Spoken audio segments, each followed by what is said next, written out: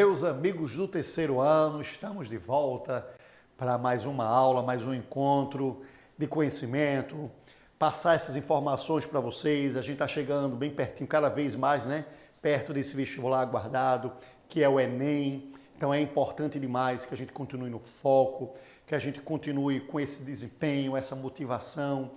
O cansaço vai chegando, é natural para vocês, mas é importante que a gente foque, que ali está o nosso futuro, que ali é uma etapa, né, para que a gente possa galgar coisas melhores para a nossa vida através dos estudos. O EducaPE continua fazendo a parte dele, continua levando para você aula de qualidade, com uma equipe maravilhosa, um material que já está chegando em nível nacional. Então é importante que você continue com esse foco, essa dedicação. Lembra que é um sacrifício agora, mas com certeza de verdade, os frutos vêm para quem está passando por essas etapas de sacrifício que é o vestibular, tá bom? Então é sacrificar agora para a gente poder colher mais à frente tudo que vai vir em grande quantidade para todo mundo. O assunto que a gente vai trabalhar hoje é extremamente importante para o Enem, extremamente importante para a vida da gente também, porque a gente está falando hoje muito em crise energética no mundo todo, né? A crise energética, de onde é que ela acontece? Quando você pega o Brasil, a matriz energética do Brasil, a gente pode receber energia. Aqui no estúdio nós estamos cheios de lâmpadas e LED que emitem luz, né? Para chegar a energia, para que essa lâmpada acenda, ela precisa receber uma tensão da tomada, não é? Uma tensão de 220 volts, convertida para uma lâmpada de LED dessa de 9 volts. Então ela converte, ela precisa dessa tensão. De onde é que vem essa tensão? Eu poderia dizer que a tensão vem de uma pilha, eu poderia dizer que a tensão vem de uma bateria, mas a tensão que a gente usa na casa da gente é uma tomada elétrica de 220 volts. Para que chegue energia nessa tomada, você pode dizer, eita, aqui na minha casa eu estou usando energia solar. Você pode usar energia solar. Você pode usar energia térmica. Você pode usar energia hidrelétrica. Existem várias formas de energia que você pode utilizar.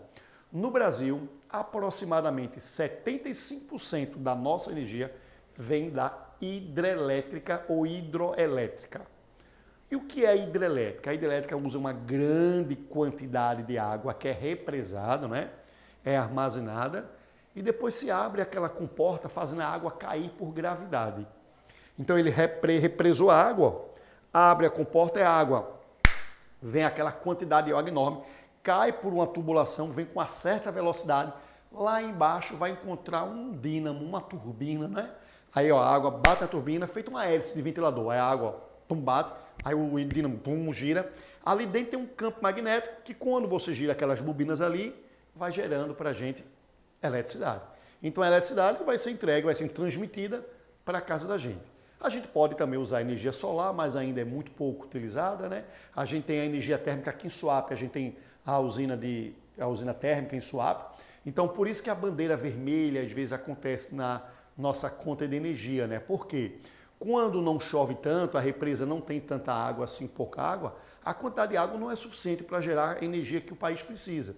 Então, quando acontece aqui em Pernambuco, por exemplo, a gente usa as termoelétricas ali de Suape. A gente liga a termoelétrica, aí a termoelétrica é mais cara, aí a gente é repassado para a conta da gente como bandeira vermelha. A termoelétrica não usa a força da água para girar uma turbina.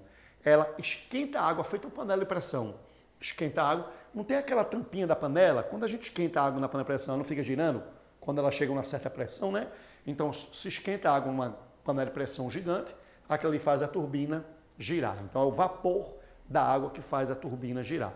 Aí a gente tem lá no Rio de Janeiro, por exemplo, a Angra 1 e a Angra 2, que é a energia nuclear, né? A França, por exemplo, a principal matriz energética da França, por ser um país pequeno, que não tem tantos recursos naturais como tem o Brasil, como tem tanta água, né? Então, a França usa, por exemplo, energia nuclear, que é uma outra discussão que a gente pode ter mais à frente sobre os tipos de energia, vantagens e desvantagens de cada uma. Mas o Brasil usa hidrelétrica, então a gente está numa crise, porque às vezes chove muito em alguns locais, mas onde é para chover, às vezes não chove tanto e a água não vai chegando ao limite ideal. Então nós vamos falar hoje um pouquinho sobre consumo de energia, potência elétrica, e trabalhar com questões que envolvem para o Enem. Beleza? Então eu vou abordando as questões que já foram trabalhadas nas escolas pelos professores de física E a gente vai trabalhar com questões para a gente fazer um exercício, discutir um pouco. Lembrando que qual é o foco principal, gente? É importante que vocês tenham um cadernozinho de anotação aí. Sem esse caderno, você vai se desorganizar. Não adianta você ficar deitado aí, assistindo por assistir a televisão ou assistindo a nossa aula e com o celular do lado, não adianta. Então tem que ter o foco, concentração. Pega o teu caderno, não vai anotar nenhuma questão, porque a questão ela fica toda em reprise, né? Fica toda guardada, depois tu pode pegar a aula de novo no YouTube. Agora é importante demais você acompanhar a gente ao vivo. Então acompanha para criar uma rotina. Então sabes que tem aula hoje? Entra hoje, pega o teu caderninho e vai anotando algumas observações que você achar necessário e as observações que eu disse assim, gente, anota aí, tu vais anotando, aí tu vai montando o teu mapazinho mental, o teu mapa conceitual. Aí a gente vai analisando a questão. Depois tu pode pegar esse mapa e fazer uma revisão pelo YouTube lá com a aula que fica gravada, beleza? Então vamos dar uma olhada nesta primeira questão aí. Esta primeira questão ela foi do Enem. Então vamos dar uma lida, são questões às vezes que envolvem um textozinho um pouquinho grande, mas a questão em física não são questões de textos complicados não. Existe um texto, mas existem algumas informações dentro do texto que são importantes para a gente. Então ele diz assim, ó, o chuveiro elétrico é um dispositivo capaz de transformar a energia elétrica em energia térmica, o que possibilita a elevação da temperatura da água. E é verdade, né? A função do chuveiro elétrico é esquentar a água. Um chuveiro projetado para funcionar em 110 volts pode ser adaptado para funcionar em 220 volts, de modo a manter inalterada a sua potência. Uma das maneiras de fazer essa adaptação é trocar a resistência do chuveiro por outra de mesmo material e com... Aí ele dá essas seguintes alternativas aí. O que é que a gente precisa saber? Vê só. Acontece muito de a gente comprar. Hoje em dia os aparelhos já vêm bivolt, né? Mas na minha época, quando eu era adolescente, os aparelhos eu comprava uma impressora. A impressora era 110 volts. Aí eu chegava na minha casa, a minha casa é 220. A impressora era fabricada em São Paulo ou em Manaus. E lá funciona com 110 volts. Quando eu comprava a impressora e ia ligar na minha casa, 220 volts. Se eu ligasse, queima. Eu já queimei a impressora porque eu peguei, era 110 e eu liguei em 220. O contrário não. Se alguém pegasse uma impressora fabricada aqui em Recife, que é 220, levasse para Manaus, por exemplo, que é 110 e ligasse, não queimaria. Ela não vai funcionar bem. Se você tem um aparelho que é fabricado para 220 e você liga ele em 110, ele não vai queimar. Ele não vai funcionar bem. Se for o ventilador, vai ficar bem fraquinho, como se fosse uma queda de energia. Não funciona bem. Talvez nem imprima, se for uma impressora. Mas o contrário, se você pegar um aparelho 110 e ligar 220, ele vai queimar. Caixa de som, às vezes, vinha 110, 210, as pessoas erravam, queimavam a caixa de som. Hoje em dia, os aparelhos automaticamente já fazem essa mudança. Então, você pode ligar 220, 110, ele já faz essa transformação. Mas vamos ver, ele disse que pegou um chuveiro que foi fabricado para 110 e ele quer ligar em 220 esse chuveiro. Aí vamos lá, uma das coisas que o Enem cobra muito é a questão de chuveiro elétrico. E para fazer questão de chuveiro elétrico, tu precisas lembrar do seguinte, ó. Você concorda primeiro que a tensão, o que é a tensão, gente? A tensão é a voltagem. Tu concordas que a voltagem vai dobrar? Porque ó, ele disse que o chuveiro foi fabricado para funcionar com quantos volts? 110. E ele vai ligar o chuveiro em quantos volts? 220. Então, primeira coisa que eu vou anotar nessa questão, ó, a tensão, que é a voltagem, vai dobrar de valor. Tudo ok aí, mas isso é verdade. Vai passar de 110 volts para 220 volts. Está no texto aí que ele disse para mim. Beleza até aí? Vamos dar sequência. Aí estão as alternativas. Ó. Ele diz que eu devo dobrar o comprimento do fio, metade do comprimento. Metade... Vamos analisar daqui a pouco as alternativas. Bora continuar. A fórmula para chuveiro elétrico é essa daí. Ó.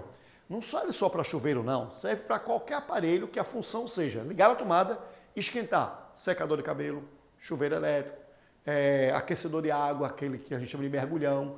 Então, esses aparelhos que funcionam aquecendo água desse tipo, essa fórmula é bem importante. Ó. P de potência, esse P é potência, é igual a U, que é esse U, voltagem ou tensão, né? U ao quadrado, dividido por R, R é a famosa resistência que tem no chuveiro. Beleza? Então tá aí, ó. Aí vamos lá, vê só o que eu vou fazer aqui agora, presta atenção. Você concordou comigo que a tensão do chuveiro vai dobrar de valor, não é? Ela era 110, vai passar para quanto? 220, vê bem. Como na fórmula está ao quadrado, você concorda que a voltagem na fórmula está ao quadrado? O U lá, ó, o U que é a voltagem está ao quadrado. Então vê bem, quando eu digo que a voltagem dobra, você eleva ao quadrado. Dobrar não é multiplicar por 2? Então veja, 2 ao quadrado dá 4. Então quando eu dobro a voltagem, a potência aumenta 4 vezes. Beleza? É bom se ligar aí, ó. A resistência que está embaixo, ó, quadruplica. Você, por que quadruplicou? Só pelo fato do U estar ao quadrado. Então, se eu dissesse a você assim, ó, a voltagem triplicou de valor. Como está ao quadrado, você vai dizer o seguinte, ó, se a voltagem triplicou, quer dizer que ela foi multiplicada por 3. Então, a resistência deve ser multiplicada por 9. Porque não é 3 vezes 2, é 3 ao quadrado. Ah, Demi, então peraí, se a voltagem eu quadruplicar, eu multiplicar por 4, a resistência você deve multiplicar por 16, porque está ao quadrado. Então o que você fizer com a voltagem, você tem que elevar ao quadrado. Então, ó, a resistência vai ter que quadruplicar. Beleza até aí? Pronto. Agora bora fazer análise. Olha aqui, ó. A resistência quadruplica. Aí a gente vai agora lembrar de uma das leis, ó. Se a resistência quadruplica, ó, o comprimento tem que aumentar 4 vezes, porque tem uma lei de Ohm. A lei de Ohm de resistência é assim, ó. A resistência R de um fio é diretamente proporcional ao tamanho do fio e é inversamente proporcional à área. Então vai lá, vou voltar aqui, ó. Vê só. Você concorda comigo que aconteceu isso, não foi? Ó, a fórmula tá aí. A tensão, a voltagem dobrou. Aí você, opa, tá ao quadrado. Então, eu me lembro da aula lá da M, que como está ao quadrado, se a voltagem dobra, a resistência ela vai dobrar ao quadrado, ou seja, ela vai aumentar 4 vezes. Então, vou ter lá, ó, a resistência aumentou 4 vezes. Aí, agora, vamos lá. A resistência, gente, é diretamente proporcional ao comprimento. Aí, agora, não precisa levar ao quadrado, não. Se a resistência aumenta 4 vezes, uma opção é aumentar o fio também 4 vezes. Então, vamos anotar aqui, ó. Se a resistência quadruplica, ó, o comprimento também deve quadruplicar. O comprimento do fio. Então, o técnico do chuveiro deveria dizer, olha, pega essa resistência aqui, aumenta o tamanho dela 4 vezes. Faz uma resistência 4 vezes maior. É uma opção. Ou, qual é a outra opção? Vê agora. A área deve diminuir 4 vezes. Então, cuidado. Ó. Se a resistência aumentar X, o comprimento aumenta X e a área diminui X. A área é o inverso. Tu vais anotar isso no teu caderno. Nesse caderno de anotação, tu vai anotar a fórmula primeiro, ó. P é igual a U ao quadrado sobre R. Guarda lá a fórmula. E agora tu vais anotar assim um número bem genérico, ó. Se, tu vai escrever isso, se a resistência aumenta X, o comprimento deve aumentar X e a área, ou a área deve diminuir X. Aí tu podes agora colocar um exemplo numérico. Se a resistência aumenta 3 vezes, o comprimento deve aumentar 3 vezes ou a área deve diminuir 3 vezes. Beleza? Pronto. Agora a gente consegue olhar a alternativa. Vamos lá. Olha o que eu escrevi de vermelho aí, ó. Ou a resposta tem que ser o comprimento aumenta 4 vezes, ou a resposta vai ser a área vai diminuir 4 vezes. Bora olhar a alternativa? Letra A. O fio tem que ter o dobro do comprimento. Não é o dobro do comprimento.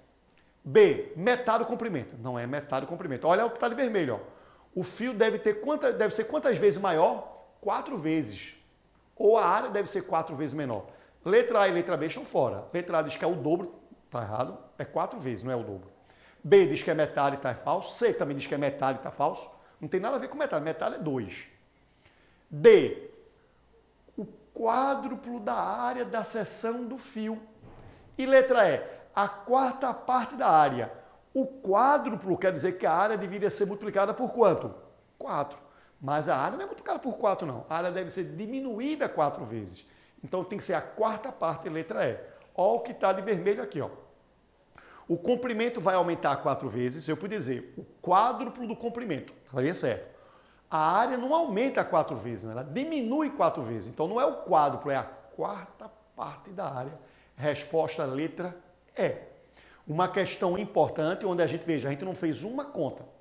A gente analisou a fórmula de potência, que é essa fórmula que está aí no quadro, bem importante para a gente. Beleza? Volta aqui para mim agora para a gente lembrar uma coisa bem importante para você, fera do terceiro ano, que tem um vestibular aí agora já bem pertinho, né? Tem um QR Code passando aqui na tua tela, ó, dá uma paradinha agora nos teus estudos aí, pega teu celular, vai lá, ó, capta esse QR Code, porque a gente está preparando materiais belíssimos para você. A gente está preparando aquele podcast, né, com outros temas importantes para a gente, material online para que você pegue, você possa ter um acervo muito grande de apoio para você no vestibular. Então vai lá, vai aqui na tela, capta esse QR Code, guarda no teu celular para que você possa ter acesso a esse material que está sendo preparado com todo carinho e uma dedicação bem grande, exclusiva para você aí, aluno que está nos assistindo. Beleza? Então pronto. Ok aí, né? Vamos fazer o seguinte agora?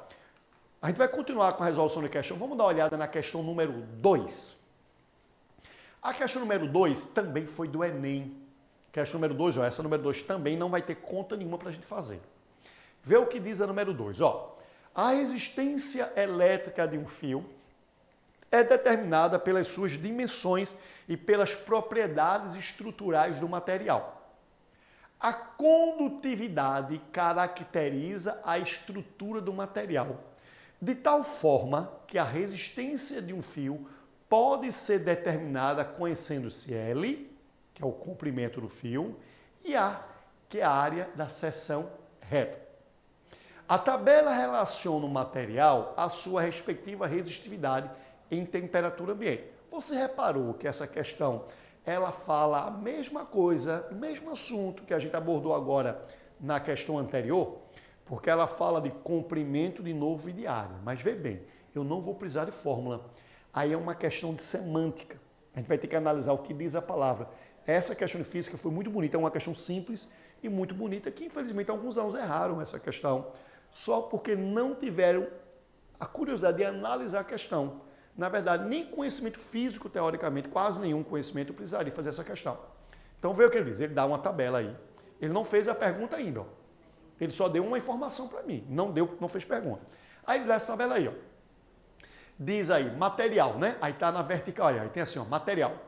Alumínio, cobre, ferro, prata e o tungstênio.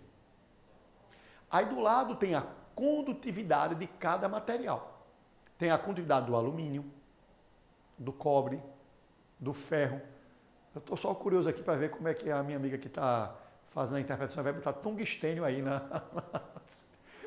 Aí, ó, alumínio, cobre, ferro, prata e o tungstênio. E aí tem as condutividades. Isso é tudo descoberto em laboratório.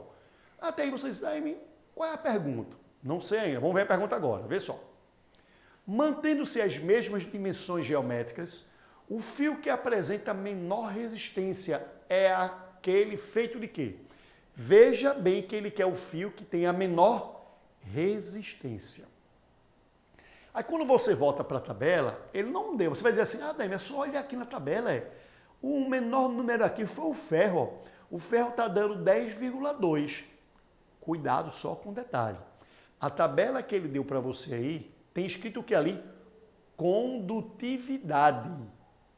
E a pergunta é, qual é o que tem menor resistência? Aí você danou-se agora. Ele deu uma tabela que fala em condutividade. E pediu o fio que tem menor resistência. Como é que eu vou analisar? Aí vai a gente para a semântica. Gente, resistência é um antônimo de condutividade. O que é condutividade? Se um fio ele tem alta condutividade, é porque ele conduz bem a eletricidade. Um fio que não tem alta condutividade, um fio que tem baixa condutividade, é porque ele tem alta resistência. Resistência quer dizer isso, né? É obstáculo. Se você diz assim, rapaz, eu fiz um cano para passar água, só que ele tem muito obstáculo, a água vai ter dificuldade de passar. Então, ó, resistência e condutividade são grandezas inversas, são antônimos. Então, ó, um fio que tem alta condutividade quer dizer que ele conduz bem. Se ele conduziu bem é porque o fio certamente não tem o quê? Resistência. Daime, eu peguei um fio que tem baixa condutividade, ele não conduz bem não, ó. Certamente é porque ele tem alta o quê? Resistência. Então, uma grandeza é o inverso da outra. Então, fio de alta condutividade é um fio de baixa resistência. Um fio de baixa condutividade é um fio. Tu vais anotar no teu caderno aí do teu lado. Então, anota aí, ó. Condutividade versus, quando digo versus, é um xizinho. Condutividade, dá um espaçozinho, bota resistência. E bota, são grandezas inversas. Condutividade é a facilidade dele transmitir a eletricidade e resistência é a dificuldade que ele tem de transmitir a eletricidade. Aí você colocando que são grandezas inversas, antagônicas aí fica fácil. Vamos lá. Ele está fazendo a pergunta aí, ó, qual é o material que tem menor resistência. Se ele quer o de menor resistência, como eu sei que são grandezas contrárias, se ele quer o de menor resistência, basta eu escolher na tabela o que for o de maior condutividade. Quando eu olho aí, qual é o de maior condutividade aí, ó? Se você reparar, a prata tem 62,5, né? Ela tem maior condutividade. Então, ó, a prata, por ter maior condutividade, isso significa que ela tem menor resistência. Então, a resposta, a letra é. Vê bem, deixa eu até falar para vocês aqui sobre prata. Dá uma olhadinha nessa tabela aí. Você está reparando que a prata tem uma condutividade maior do que o cobre? Ó, a prata tem uma... E o alumínio, ó, ele tem uma condutividade menor do que o cobre. Aí você poderia dizer assim, ó, DM, os fios hoje de eletricidade, o fio que a gente usa aqui na casa da gente, eles são feitos de cobre, ou uma mistura, mas tem cobre em maior parte, não é? Então ele tem cobre. O cobre tem uma grande condutividade, ó, 61,7. Se eu perguntasse a você, gente, é melhor em casa ter um fio de prata ou um fio de cobre? A prata é melhor. A prata vai conduzir a eletricidade melhor à tua casa. Os aparelhos vão ficar mais eficientes. Mas vê a bronca. Se a turma já está roubando o fio de cobre aí, imagina agora a prata. Aí é que a turma vai roubar na tua casa fio. Então, a prata, ela também é um material, é melhor, mas também é mais oneroso a gente fabricar fio de prata. Agora, quando você vai para o alumínio, ó, você faz, mas daí o alumínio e o cobre. Eu já vi muito por aí instalação que está sendo feita de alumínio, os fios são de alumínio, é verdade isso ou não? A norma de engenharia proíbe que na sua casa você ponha fio de alumínio, você não pode na sua casa colocar de alumínio. As indústrias podem optar por, em vez de trabalhar com fio de cobre, trabalhar com fio de alumínio. Só que tem um porém, você diz assim, o alumínio conduz pior, né? O cobre é mais eficiente, mas o alumínio tem duas vantagens grandes. É mais barato do que o cobre e o alumínio e mais leve. Então imagine você fazer toda uma estrutura em cobre e você é quase 3 vezes, se não me engano, mais leve do que o cobre. Então é mais leve e mais barato. Mesmo que eu perca na eficiência, eu ganho para o outro lado. Então tem algumas indústrias fábricas que já estão optando por fio de alumínio. Na casa a gente não pode, a gente vai continuar com fio de cobre. Se a gente pudesse ter prata, fosse barato, era melhor ainda. O ouro é melhor ainda, mas não tem lógica nenhuma, né? A gente vai deixar essa questão 3 aqui, ó, para a gente fazer na próxima aula, próximo encontro da gente, que fala sobre o curto-circuito, que é importante a gente entender qual é a função de um disjuntor. Então volta para mim aqui, ó. O disjuntor é um aparelho que é utilizado por obrigação da norma em toda instalação elétrica. E o disjuntor, ele desliga, ele dispara às vezes, né? Aí a pergunta que eu vou fazer para você, que já foi uma pergunta de concurso para quem faz engenharia, é: o disjuntor, ele protege a gente de choque elétrico? Se eu estiver tomando um choque na minha casa, o disjuntor, ele vai disparar sim ou não? Então a pergunta é: o disjuntor, ele protege as pessoas? Ele é obrigado a ter em casa, ele protege? A resposta vai estar no próximo encontro da gente. Eu vou mostrar para vocês os tipos e as funções de disjuntores. Um grande abraço para vocês e até a semana que vem. Tchau!